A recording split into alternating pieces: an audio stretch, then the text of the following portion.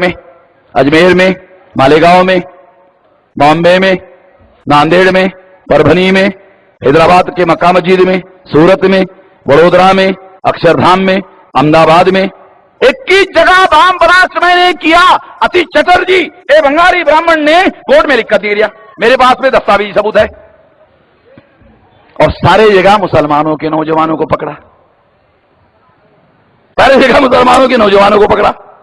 वो कोर्ट में लिख कर दे रहा है, अपने हस्ताक्षर में लिख कर दिया, मेरे पास दस्तावेजी सबूत है। पुलिस वाले सरकार के इशारे पर, पुलिस वालों को भी केवल उन लोगों के इशारे पर, क्योंकि उनको नौकरी करनी है। वे कामड़िया है गायकवाड़, नौकरी कर देंगे तुला है ऐसा कर। उसकी सारी की मजबूरी है, मजबूरी का नाम महात्मा गांधी। तो उसको वो झूठे केस तैयार करने पड़ते हैं, झूठे कागज तैयार करने पड़ते हैं। मेरे पास इसके भी सबूत है। पुणे में हमारे पास एक इंस्पेक्टर को भेजा, वो इंस्पेक्टर शेड्यूल कास्ट का था, मैं उसका नाम अभी नहीं बताना चाहता था, लेकिन नौकरी चली जाएगी। मगर उसका आवाज के साथ सब रिकॉर्ड करके हमने रखा। पुलिस वाले सोचते होंगे वही रिकॉर्ड कर सकते हैं, हम भी रिकॉर्ड कर सकते हैं। चले अभी आजकल मोबाइल है तो उसमें सारा सिस्टम होता है। साथियों, मैं आपको यह बताना चाहता हूं, जो बहुत मौलिक बात है, पुलिस वाले क्या करते हैं। ये जो बम ब्लास्ट हो गया, बम ब्लास्ट होते ही क्या होता है, बोलता है नमाज की टोपी मिली। अब नमाज की टोपी सर के ऊपर होती है कि सर के अंदर होती है? तो सर के ऊपर होती है। अगर सर के ऊपर होती है तो कोई भी आदमी जो नॉन मुस्लिम है अगर वो डाल दे तो वो भी दौड़ते दौड़ते गिर जाएगी। मुसलमान होना जरूरी थोड़ी है, ये कोई ठोस सबूत तो है नहीं। नहीं, नमाज की टोपी मिली। फिर क्या कहते हैं, दाढ़ी मिली। मान लो थोड़ी देर के लिए ये मुसलमान था, तो मुसलमान को तो ओरिजिनल दाढ़ी होगी। मिल्खा सिंह के स्पीड से अगर दौड़ गया तो भी उसकी दाढ़ी गिरेगी क्या है? अबे नकली दाढ़ी होगी तब ना गिरेगी। अब ये मौलाना है, अब ये कितने भी स्पीड से दौड़ा हो, इनकी दाढ़ी गिरने वाली है क्या है? ओरिजिनल जो आदमी होता है उसकी दाढ़ी गिरने वाली नहीं है। इसका मतलब नकली था। अब नकली था तो इसका मतलब वो मुसलमान नहीं था, साबित हो जाता है। फिर तीसरी बात, मुशर्रफ साहब जो पुलिस के स्टेट लेवल के बहुत बड़े अधिकारी थे, शायद डीआईजी थे, उन्होंने मुझे बताया पुलिस के डीआईजी स्टेट लेवल के अधिकारी थे। मुशर्रफ हमारे प्रवीण गायकवाड़ को मालूम है, हमारे पुणे के, उसका भाई मिनिस्टर है। वो जो पुलिस का स्टेट लेवल का अधिकारी है उसका भाई कैबिनेट मिनिस्टर है महाराष्ट्र के मंत्रिमंडल में। उसने, मुशर्रफ साहब ने मुझे बताया कि हम पुलिस वालों को जब सबूत नहीं मिलता है तो हम किसी को भी पकड़ते हैं और उसको कस्टडी में लेते हैं और रात भर पिटाई करते हैं और सोने नहीं देते। अगर सवेरे मान गया तो ठीक, दूसरे दिन पिटाई करते हैं, फिर सोने नहीं देते। अगर 2-3 दिन आदमी को सोने नहीं दिया वो मजबूर हो जाता है, फिर उसके सामने प्रस्ताव रखते हैं, ऐसा लिख कर देते हो, छोड़ देते हैं। फिर मजबूर होकर लिख कर देता है, मैजिस्ट्रेट के सामने उसको रख देते हैं कि इसने एक गुनाह कबूल कर लिया है, मैजिस्ट्रेट उसको अंदर डाल देता है। ये चल रहा है। अभी हिमायत बेग, जर्मन बेकरी कांड पुणे का, ये जर्मन बेकरी कांड में जिस दिन बम ब्लास्ट हुआ, हिमायत बेग को फांसी की सजा हुई। हिमायत बेग उस दिन औरंगाबाद में था,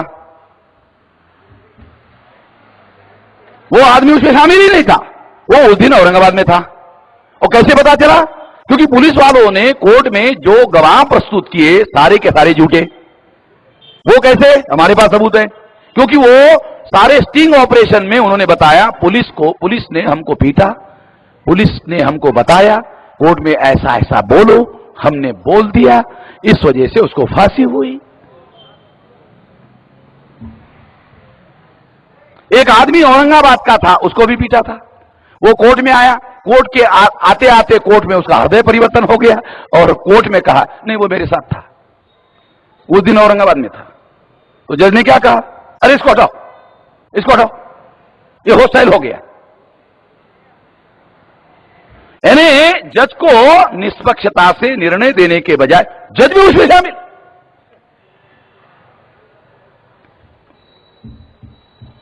कितनी भयंकर बातें चल रही है, कितनी भयानक बातें चल रही देश में। ये जो परिस्थिति डेवलप हो गई है या कर दी गई है, ये सारा का सारा अनियंत्रित सत्ता का परिणाम है। और इस तरह से ये जो आतंकवाद भारत में आज दिखाई दे रहा है, ये अल्पसंख्य ब्राह्मणों ने बहुसंख्य बनने के लिए, जब आतंकवाद की घटना घटित होती है तो टीवी और अखबार में खबर आती है, इसमें इंडियन मुजाहिदीन का हाथ है। SC ST OBC के लोग जब देखते हैं तो उनके मन में प्रतिक्रिया होती है कि इसमें मुसलमान हैं, वो मुस्लिम विरोधी होते हैं और इस तरह से इस्लाम विरोधी होते हैं, और जैसे इस्लाम विरोधी हो जाते हैं हिंदू हो जाते हैं, और इस तरह से अल्पसंख्य ब्राह्मण बहुसंख्य हो जाते हैं और राज सत्ता पर काबिज कर लेते हैं। तो आतंकवाद तो अल्पसंख्य ब्राह्मणों को बहुसंख्य बनाने का राजनीतिक हथकंडा है। ये तो ब्राह्मणों का, आजाद भारत का नेशनल गेम है, नेशनल गेम। जैसे कबड्डी वगैरह होती है ना, क्रिकेट, कबड्डी, वैसा ब्राह्मणों का नेशनल गेम, उनका गेम अलग है। राज सत्ता पर काबिज करने के लिए आतंकवाद का उन्होंने एक खेल शुरू कर दिया है। साथियों, ये सारी घटनाएं सिद्ध करती हैं कि उन लोगों ने, आजाद भारत ने हमको गुलाम बनाकर रखा। गुलामी हमारी सबसे बड़ी समस्या है, आजादी हमारा सबसे बड़ा समाधान है। आजादी कैसे मिलेगी? आजादी हासिल करने के दुनिया वालों ने दो तरीके बताए। एक तरीका हथियारबंद आंदोलन चलाना चाहिए, एक तरीका जन आंदोलन चलाना चाहिए। हथियारबंद आंदोलन हिंसक होता है, इसलिए इस पर हमारा यकीन नहीं है, इसलिए जन आंदोलन के अलावा हमारे पास कोई विकल्प नहीं है। इसलिए जन आंदोलन करने के लिए क्या करना होगा? तो हमने निर्णय किया, कम से कम 26 राज्यों में, 550 जिलों में, 5000 तहसीलों में, 50,000 ब्लॉक में, 6 लाख गांव में संगठन का जाल बनाना होगा। एक गांव में अगर 50 लोगों को तैयार करते हो, 6 लाख इंटू 50, 3 करोड़, 100 करते हो 6 करोड़, 200 करते हो 12 करोड़, और 250 करते हो तो 15 करोड़, मिनिमम 3 करोड़, मैक्सिमम 15 करोड़ लोगों को यदि आप तैयार कर लेते हो तो यह आंदोलन आंदोलन नहीं रहेगा, यह आंदोलन जन आंदोलन हो जाएगा। यदि आंदोलन जन आंदोलन हो गया तो हम खुद मुख्तियार हो सकते हैं, आजाद हो सकते हैं। ऐसा करना होगा। ऐसा करने के लिए आप साथ सहयोग करोगे, इस आशा और विश्वास के साथ आपने मेरी बात ध्यान से सुनी, इसके लिए आभार, धन्यवाद।